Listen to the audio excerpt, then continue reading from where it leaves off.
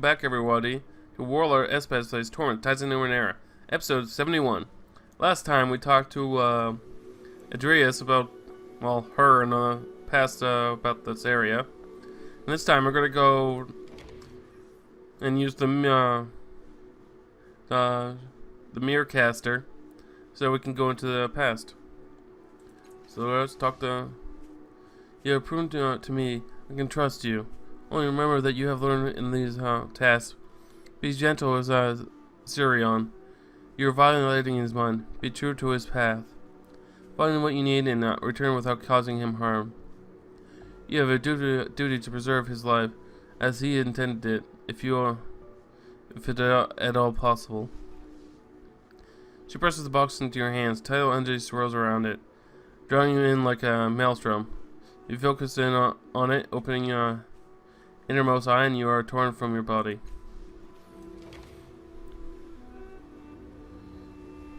One of these.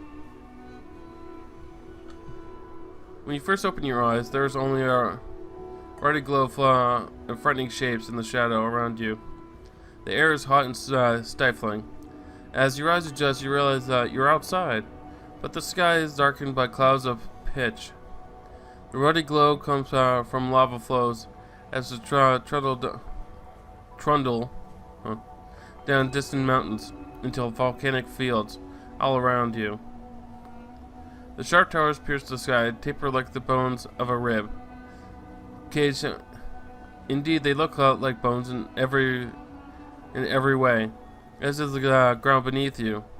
You appear to be standing on the spine of an enormous beast.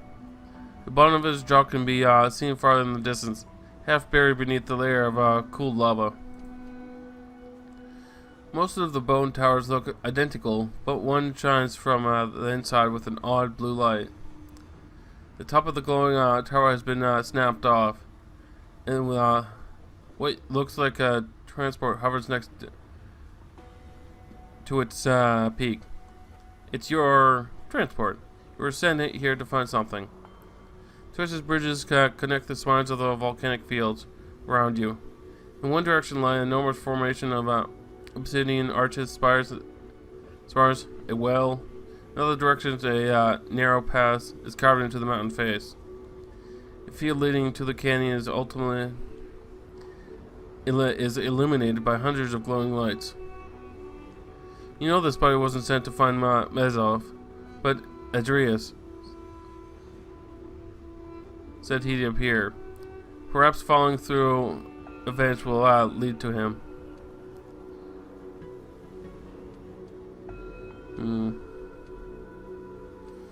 Try to remember why you are who you are and how you can find Mezov. You are in the body of Zurn Daywalker, a jack who can speak with the dead. Indeed, now that you remember that you can feel the dead all around you, you can hear them. It takes a little effort to know the stories of those who died here. You may even be able to imbue some of your life force into their corpses. Xeron is wearing a black form-fitting suit that keeps all the worst of the heat. He carries a whip and various necromantic ornaments. Xeron was on a test by for someone called Chimera. He was sent here to find some kind of sphere. Perhaps your mission will aid on your own.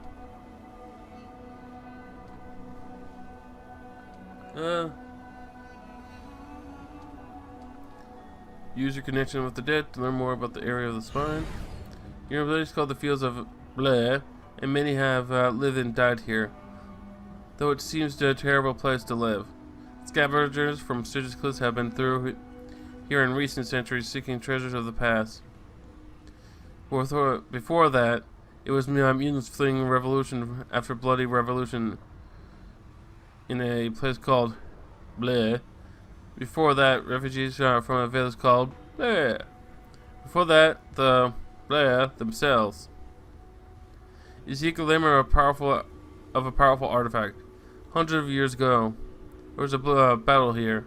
Many died. 2 people, a middle-aged woman and a teenage girl. fought over a copper sphere at the top of the glowing bone tower. Perhaps the copper sphere is what you were sent here to find.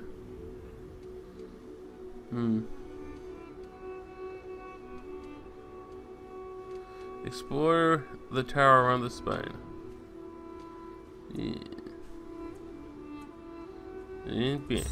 Aha. You search through the tower after tower. Several of the chambers you come to are filled with piles of dead, relics, and broken ciphers, but nothing of value. Finally, you come across something promising. You find a staff made of some pure world metal. It's cool to touch, unusual given to the extreme temperature of the air itself, and burn marks blackened one end.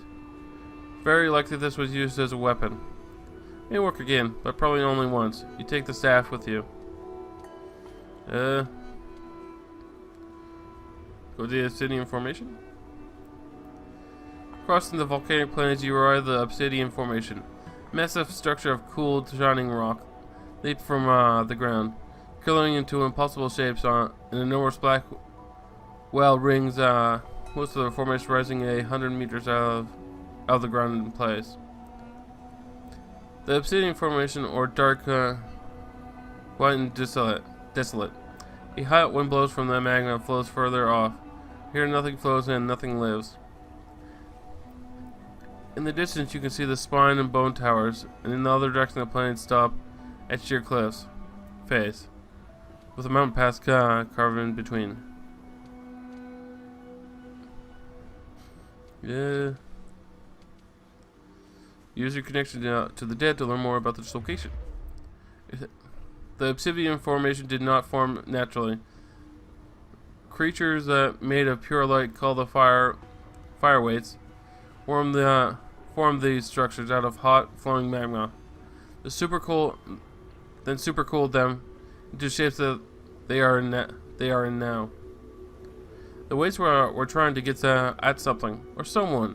You see a pair of figures atop a small flying platform. One of them holds a copper sphere that glows with a golden light. The weights tried to trap them here with their wall, but they escaped and flew toward the mountain pass. Another event occurred here. The fireweights that have killed many people over hundreds, even thousands of years. They're just culminated in the creation of something called Gamoran, a creature of pure rage. The Gamoran has since wandered the volcanic fields with an insatiable lust for revenge, mostly against the weights that created it. So I should go explore the area, I guess. Search for anything remotely interesting, but the place is barren. As you're about to leave, an orange glow reflects off the rocks ahead. An enormous paw steps on your path and the rest of the creature emerges. It's the Gamora, a pillar of light with claws, 100 faces twisting in its body. Emerging howling then melting back into their curling fire. The creature is easily 3 meters wide and at least twice as tall.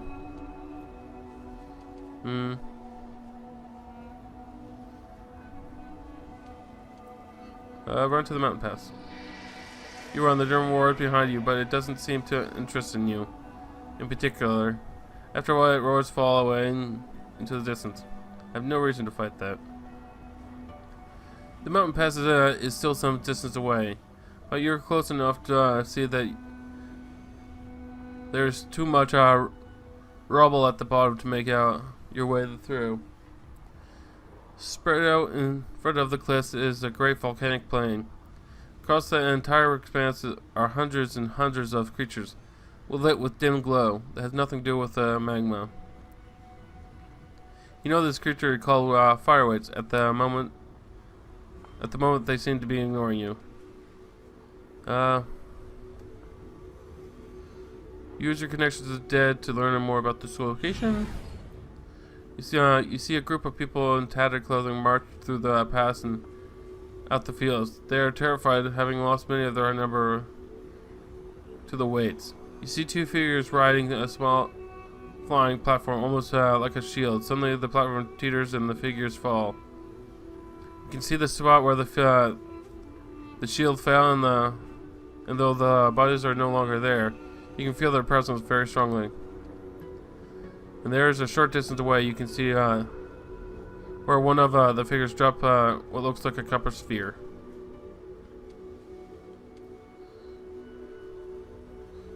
Study the white's behavior.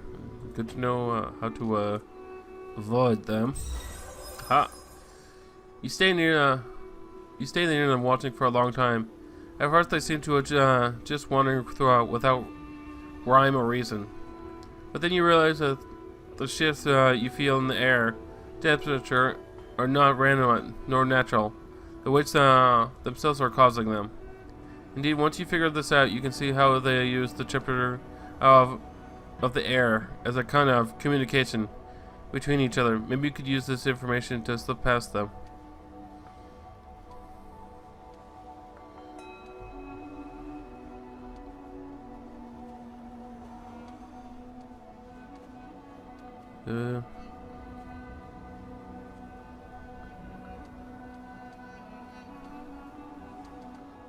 Use the connection with the waves to speak with the dead here. Although there are no bodies on the surface, you can feel the dead beneath the rock, preserved by magma that has flowed over the spot over the centuries. One is a middle-aged woman named Ama. Another is a girl, but she is strangely silent. Even with her strange powers, there is nothing there to speak with. Peace, says Ama. Is it better? Better, yes. Better, oblivion? Open to you. Buried to death. Before that, lived. After that, died. Before that, lived and died and lived, and so many cycles, so many deaths. The air shivers. Her tone drops dangerously low. For that someone else awoke and remembered a fight, a girl. Erlamin. Though you cannot see Emma, her presence moves through you, turns your head. See in the fields in the distance. There's what she is talking about. The bleh, a sphere of burnished metal lying in the rock, and you know this is what you're sent here to find. Who are you? Amma. This body voice sounds like it's calling Amma rather than naming it itself. No, not Amma shall cast away. Eaten alive and eaten again. But Amma, food for waits. Why can't I speak with the girl? Gone, but not gone. She shuddered. You shudder, but it's not you who is shuddering. She woke something. Vengeance. Though no vengeance is in her. You feel Amma's presence looking off toward the obsidian formation. There's something going and moving over there. To her peace. Blah, silence and wave of gratitude and annoyance, but mostly the former. Then nothing. Her presence is gone. You feel like no asking will bring her back.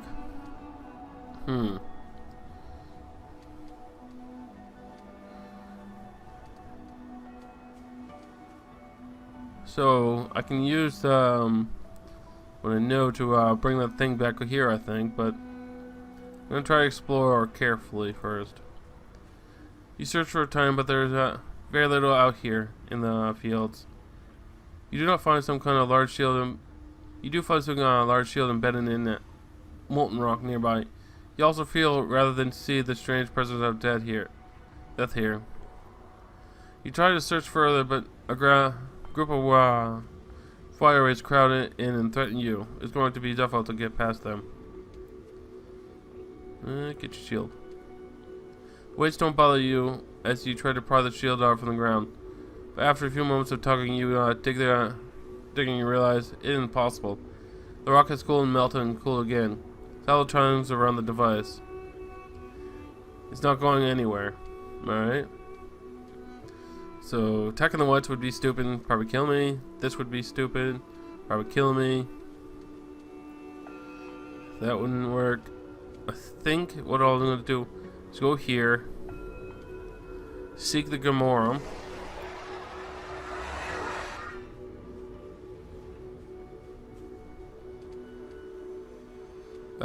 Let's try to taunt the thing to get it to chase me. I got plenty. Gaining its speed and strength, you snap your out away from the safe distance. It roars. You feel the weight of 100 people crushing your head, but you don't stop and throw rocks at it. Install it in a handful of languages. Nothing you do hurts it, and it probably doesn't understand your words, but it understands your intentions well enough. It charges at you with a great speed and intent to kill. Alright, run to the mountain pass. The Gamoran lets out a piercing cry. It stays right on your tail the entire way, forcing you to sprint out, gasping for breath in the hot air. You can feel the Gamoran's raise like a hand pressing against your back. It presses harder, squeezing your mind. Gamoran's howl makes the ground tremble. Suddenly, the pressure releases, and the air turns burning cold. You risk a glance behind you and you realize you are in the center of the plains, leading to the mountain pass. Surrounded by fire weights, the Gamoran grabs weights one at a time, tearing them in two, then tossing them aside. The weights rush forward together to defend themselves against the horrible beast. In their anger, you are forgotten and ignored. Alright, get the sphere. With the way that attention focused exclusively on the dangerous Gamoran, it's easy for you to slip in and grab the sphere. None of the creatures notice you at all. Return to the spine. You're on the spine of a great blah blah blah. Alright, climb the tower to your transport. You're at the top of the broken bone tower. Jagged bones walls act as a kind of parapet. From here you can see the fields of blood even better. The spine below you, the sitting formation in one direction, the glowing fields in the front of the mountain pass in the other. Floating just next to the tower is a hovering pod made of azure steel. A ramp leads from the parapet into the transport. I don't really care about the bone tower. Alright, into the transport. You step aboard. The transport does not appear to have been made with adult humans in mind. There's only room enough for you to lay down. Even then, you have to roll on your side and bend in your legs slightly. As soon as you have done so, the ramp recedes and the doorway disappears. Your stomach lurches as the transport takes you to the sky. At first, you try to peer out the tiny portholes, but all you can see is the pitch black, presumably the volcano's black clouds. Eventually, they are replaced by the black of a starry sky. You try to see the land below, but it's impossible in a cramped space. Hours pass. Finally, the transport slows. Its humming ceases, and the door reappears. Ew. That's creepy. You step out of the transport, stretching painfully. You're in a strange cavern. Artifacts are strewn everywhere, in various stages of repair and experimentation. One wall is covered in a network of displays showing people and scenes that mean nothing to you. In the center of the room is an enormous cage, made from steel tendrils that twist together at the top. The cage glows for a moment, and the figure walks out. He wears a thick cloak, and his face is most strange. It shifts and blurs, changing its features constantly. You get the impression you're seeing a person, but you can't define what that person looks like at all. His name comes to your mind immediately. The Chimera. Ah. Took you long enough. The Chimera voice is metallic and artificial, shifting as often as the features of his face. His expression slides and change, but all of them are frowning. As he reaches forward and takes the sphere from you. With your unique gifts, I thought finding the dead relic would come easier. Chimera sits in near a table with a clunk. He immediately picks up a variety of scanning tools, one after another, probing the blood and its secrets. You seem to have forgotten about you. You look around the cavern, but there are no entrances or exits. Nowhere the Melzov could be except for the cage.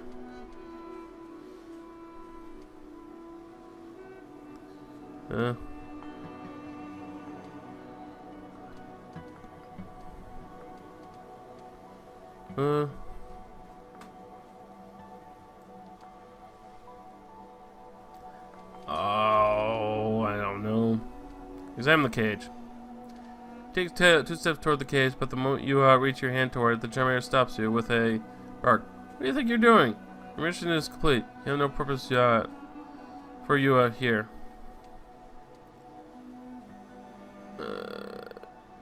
Where is Mona? I need to speak with him. Mozov? Your altering voice slips from a baritone to a falsetto in a rapid series of notes. A dozen different eyes narrow this with suspicion. Not sure that Tinker could tell you anything useful, but I can think of no reason to deny you. The Charmander turns you and slides a hand along one of the metal tendrils, though no digital interface appears. He presses his finger against the metal twice, and his cage begins to glow. The Charmander turns his attention back to the sphere, indicating you should enter the cage with a dismissive wave. Okay. 2 of the metal tendrils become a kind of doorway.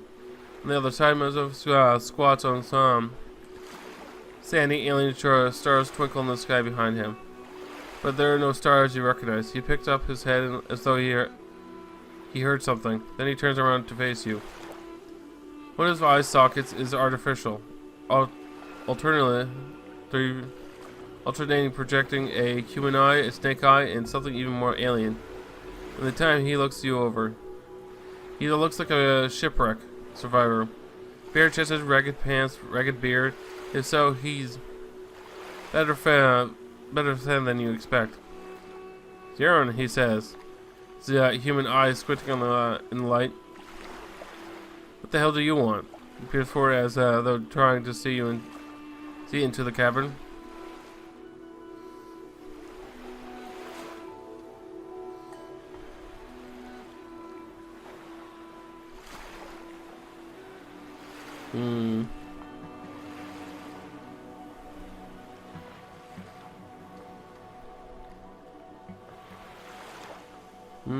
Are you really Mezzoth, the one who talks to machines? He burrows for his artificial eye socket, sucking through about a dozen different eye patterns in 2 seconds. His tones drop in very slow. Who are you? What the hell with it.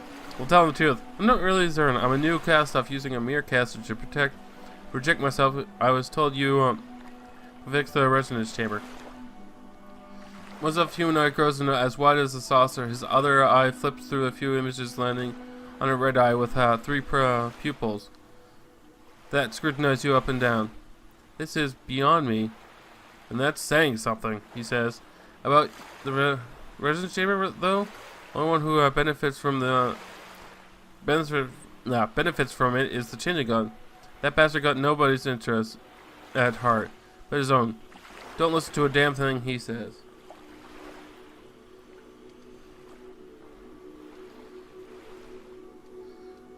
How would the resonance chamber benefit the changing god? The resonance chamber is only good for one thing. He holds up a finger, and that's snuffing us out. The changing god plans to use it to merge all of us, every kind of stuff that still lives, back into his body.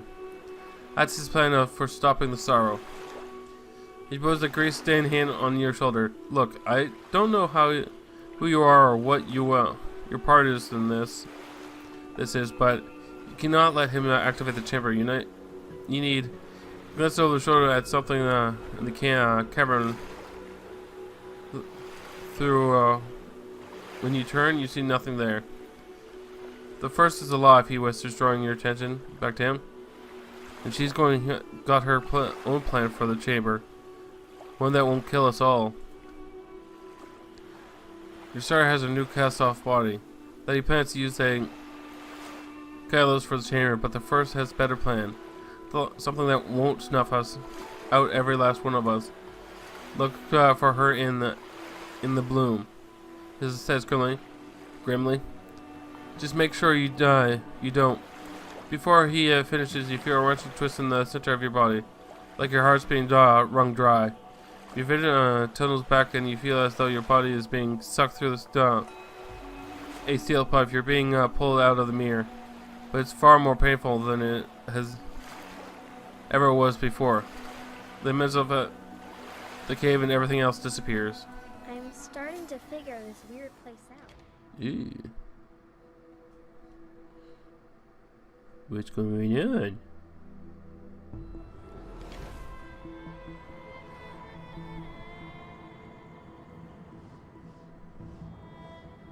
Uh-oh, I think I'm in my mind.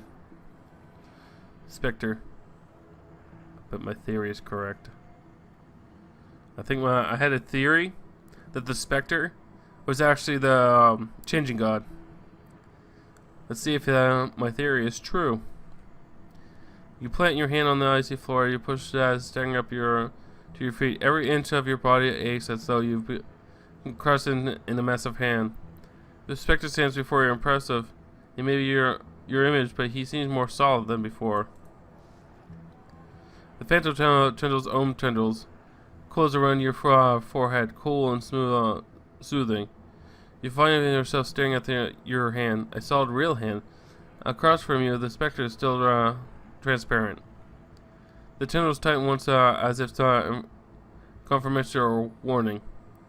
Then the situation is gone. You are alone here with the Spectre once more. He is waiting for you to speak, frowning now.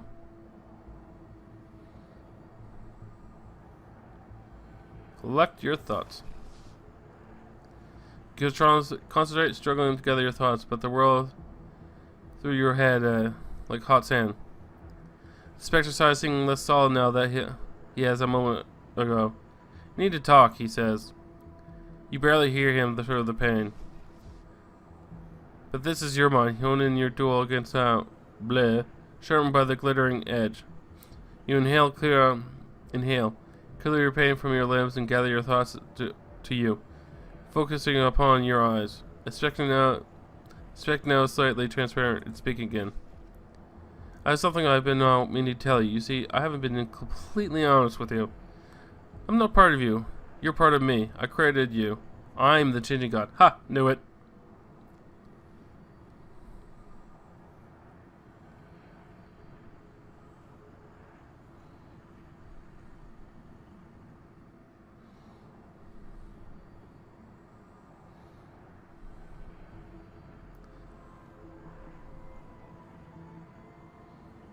Is that why I can't read your thoughts? You hide them somehow? Of course, he says something, his outline solidifying. You didn't think I lived for so long without learning to lie, did you? Even for the mind readers? Now, I know this is a lot to take in. It means this body of yours is actually mine. I've lived in it for years, and now that we no, the first is still alive, I need it back. And what would happen to me? A good question, he says. It seems he's taller than he did a moment before. Once you give me a body back, your thoughts could be pushed to the back of my mind. It'd be frightening for a moment, disorienting, maybe, but not painful. And then your thoughts would merge. You'd become part of me again. He spreads his hands. And that is it. Now give me my body back. No. Fuck you. I knew you'd say that. Well, let's get this straight. I live in this body. I made it for a purpose. And now you say your wisp of life outweighs my centuries of experience? Maybe you think my first cast-off has a better way. Some magical solution to live out our false existence without price? I promise you, she has no such thing. She has always will only kill to get what she wants. Her self-interest is just as strong as yours and mine. The only difference between the three of us is that I am real. You wouldn't exist if it weren't for me. You don't exist apart from me. Everything you are is a product of my skills, my intellect, my experience. And now that I have the chance to stop the sorrow, to save us all, you refuse me? Who in the hell are you?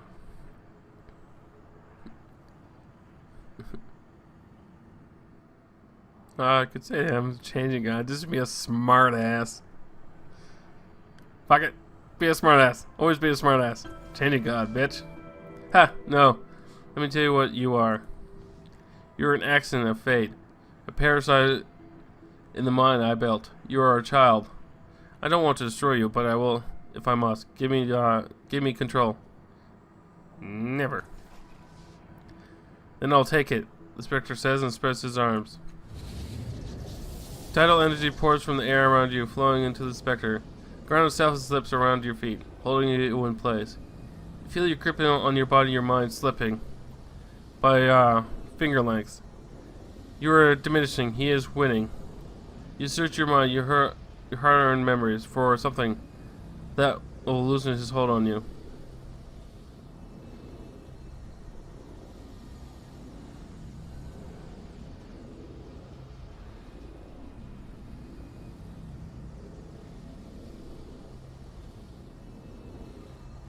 Your machine have driven women and citizens mad.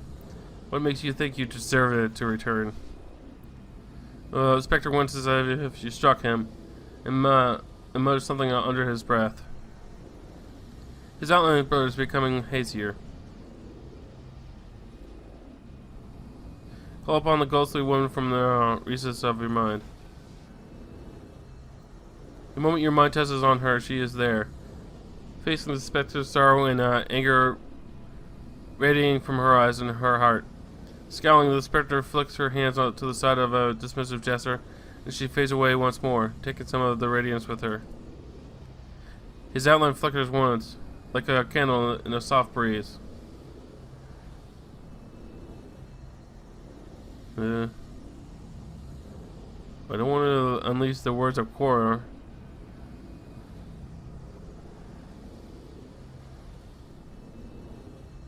Fully feet free? You struggle against the ground even as it creeps up in your legs, but cannot free yourself. You know what? Just because it's gonna be funny, I'm gonna release the words of Korra on the Spectre. Drawing your breath, you shout the sharp barbed words that once destroyed the people of ancient Korra. They tear themselves from you in the lungs of the Spectre, closing over his mind like a mouthful of yellow jagged teeth. He staggers hastily, then plunges his hands into his head.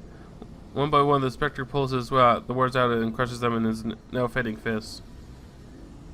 He's nearly transparent now, nearly gone. I'm gonna rip you out of my mind. The expression's hardens. You won't live that long. In another few moments, your mind will be tattered with thought fading into the air. We don't need to fight. We aren't fighting the Spectre, said in a level voice. An argument requires two people. At best, you're a muscle cramp, a headache. You will subside. No pull for you again. Groaning, you're straining against the floor, holding you in place, but no, you're trapped. Turn the ties against the Spectre. The Spectre eyes one as you straighten, gathering the threads of ties on your hands. Raise them before you. Don't, the Spectre growls, but you ignore him. Wrenching the threads apart, agony explodes in your mind, lashing through your body and jamming at essential parts of you. And the Spectre is as well. Alright, cool. With a shuddering grasp, he stumbles backwards, fading in and out of visibility. The pressure on your mind dwindles and ends. Finally, he says, eyeing you with cool contempt, if you're so intent on stopping the sorrow on your own, have at it. Let's see how you handle that in store without my help, my guidance. Then fades completely, but speaks again. His voice is coming from all around you, from every corner of your mind, but not gone, only hidden himself in your mind. Don't waste my time trying to reason with you. That won't happen again. Yeah. My mind, bitch.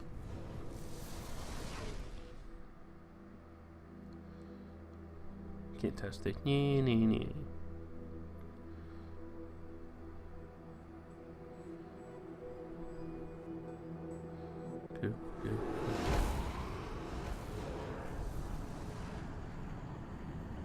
Ah. Speed. As the portal closes behind you, something feels off. Until it only takes you a second to realize the specter is gone. It's quieter now in the calm of your mind. But he's not truly gone, is he? You can still feel him out there, watching, waiting, perhaps for a moment of weakness in which to strike. Alright, I'm going to end it here. And until next time, remember, embrace the chaos. Oh, you'll go man. Bye.